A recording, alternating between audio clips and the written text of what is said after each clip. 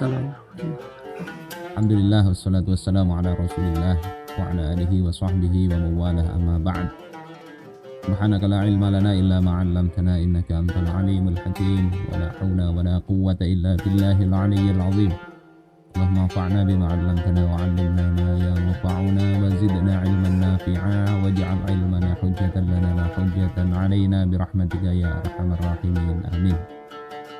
Dan pada kesempatan kali ini kita bahas tentang fisabilillah, salah satu pos penerimaan zakat dan juga gharim.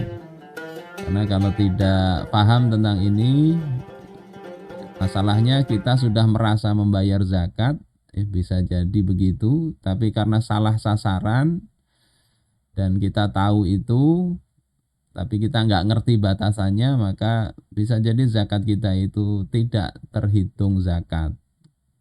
Walau a'toha li kafirin,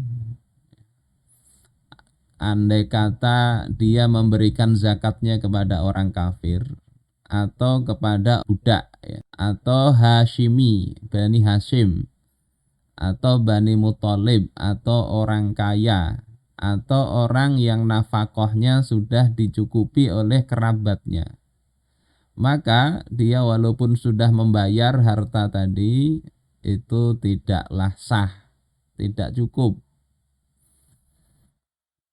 Jadi sudah kita bayari zakat tapi kita terhitung belum membayar zakat.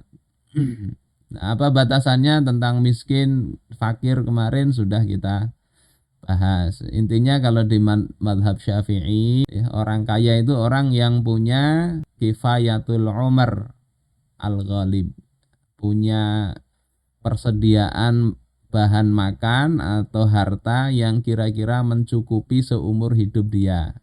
Pada umumnya begitu. Itu kalau punya harta. Kira-kira usia kita misalnya tinggal 15 tahun lagi kita meninggal. Nah, kita punya persediaan harta untuk cukup 15 tahun, itu orang kaya itu sudah. Kalau di bawah itu masuk kategori fakir atau miskin. Nah, itu boleh nerima zakat.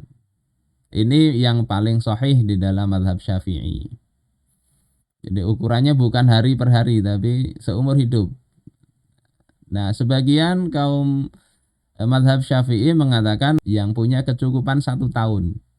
Jadi kalau nggak harus seumur hidup ya 1 tahun cukup ya sudah cukup. Atau kalau tidak punya harta yang mencukupi, dia punya pekerjaan yang halal, yang layak, yang pekerjaan itu mencukupi. Nah itu juga termasuk orang yang kaya.